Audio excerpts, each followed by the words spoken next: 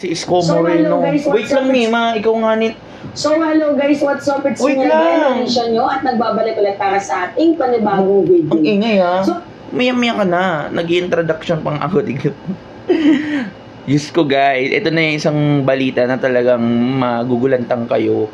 Diba? Kasi si Isko Moreno, talagang inendorso na ang PDP Laban, which is yun yung line-up party ni former President Rodrigo Duterte.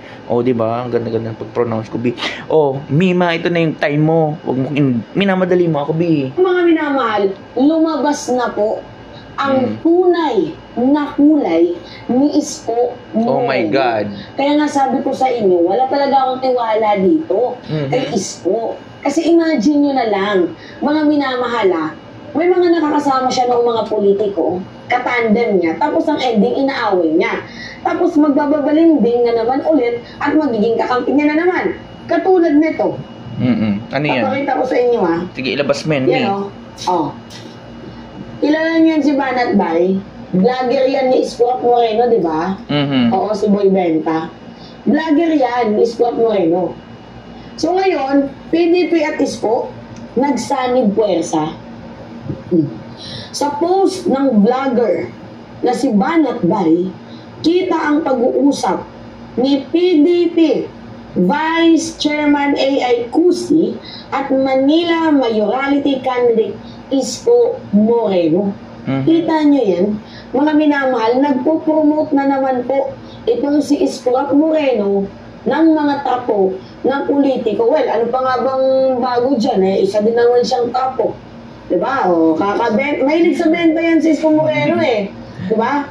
Binenta yung Harrison Plaza, ang dami niyang binenta. Tapos ang hilig mga ako, diba? Katulad na lamang ng vertical housing, nangako itong si Isko Moreno. Ano yung Okay, bago ka magpatuloy, Mima, gano'n naman talaga, diba? Yung si Isko Moreno, siguro, medyo ngayon si Isko Moreno, parang siya, unheard. Diba? Hindi siya masyadong nakikita, unseen. Kaya siguro nagbibida-bida. So, in order for him to rebuild his fame, kasi hindi naman natin may pagkakailan talagang nung panahon na mga una-unang taon, di ba? Sikat din naman si Isko Moreno, di ba? Before siyang lumaban, before siyang lumaban ng president, di ba? Di ba? Against VP Lenny na may chance pa maging presidente. Okay. And di ba, mga nauna, Manny Pacquiao, tama ba? Hindi, mali yung B. Okay. So, yung sinasabi ko nga, si Isko Moreno, talagang naghahabol ng fame. Kaso nga lang, mali yung daan na napupuntahan niya. Papunta siya sa PDP party. Diyos ko naman, B, ba't yan ka naman nagpapupunta? Dahil siguro kay former President Duterte, which is wrong. May mga sasabihin ka pa ba, Mima? Yeah, walang natupad. Meron pa. Divisoria, ang dami niya pang binenta. Tapos, ang tanong, saan napunta? Diba? Saan napunta? Habang sila una naman, ang ginagawa, build. Itong si Isko Moreno, sale. Bakit naman po ganon? Mayor Cois, former Mayor Cois. Ang ginagawa mo, niloloko mo yung mga Pilipino, tapos ngayon nag-iimbongso ka ng mga tapo na politician. Anong mapapala namin kay Kibuloy? Ano yung mapapala namin kay Ipe? Ano yung mapapala namin kay Kay Bato? Kay Bongo? Kay Jimmy Bondo? Vic Rodriguez? Ano yung mapapala namin sa mga taong yun na walang ibang ginawa kundi atakihin itong Marcos administration instead na ilahad doon kanilang mga plataforma? Kaya nga sabi ko, yun nga yung plataforma nila, Mima. Pero tamang-tama naman si Mima, di ba? Ano naman yung pinakamapapala natin? Regardless kasi, ganito kasi yan. Guys, ganito kasi yan. Makinig kayo sa akin. Nakikinig na ba ang lahat? Ganito kasi yan. May point dito si Mima. Bakit? Ano naman talaga yung mapapala natin? Kasi regardless of their intelligence, kasi siyempre hindi naman sila maging sikat, hindi naman sila makakarating kung nasaan sila ngayon. Though hindi ko kilala yung mga ibang lineup senatoriables ni lolo mo. But we are after into analyzing, di ba? Ano yung magiging, what is it for us na yung pinaglalaban mo is wrong? Pero kung yung mga senatoriables niya, tumaliwas, tama ba? Bigla-bigla na tumaliwas. Ganun pa rin eh. Kasi ang dami pa rin bulag. Oh my God. Ang daming bulag. Ang dami yung bulag, mga DDS. Kailan na kayong matatauhan?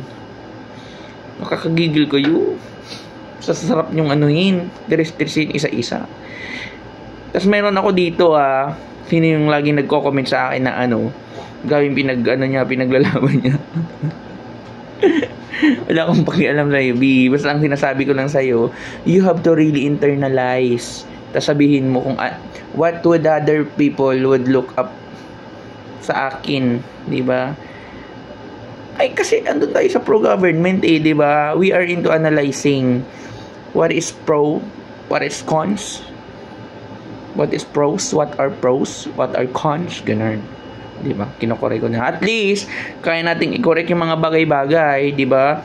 O, alam nyo ng mga DDS, kaya nyo pang mamulat, mga mata nyo dyan, tutukin ko isa-isa.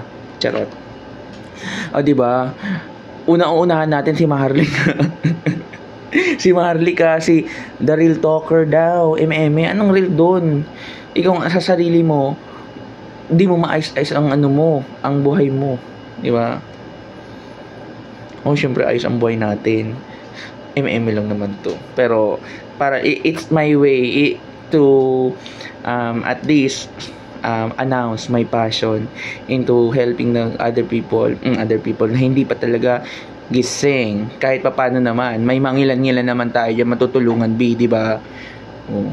Kung hindi yung kiniklaim ng mga DDS, bahala kayo, nasa inyo naman yan. Basta ako, ang sinasabi ko lang, bago ko naman, di ba napansin nyo, bago ko naman inire-react second emotion yung mga tao, yung mga vloggers, I'll make sure talaga na reliable yung mga sinasabi, sources nila. May mga time pa nga na minsan ako, second emotion ako, or contradict ako, but not in a harsh way. It's like how I understand situation.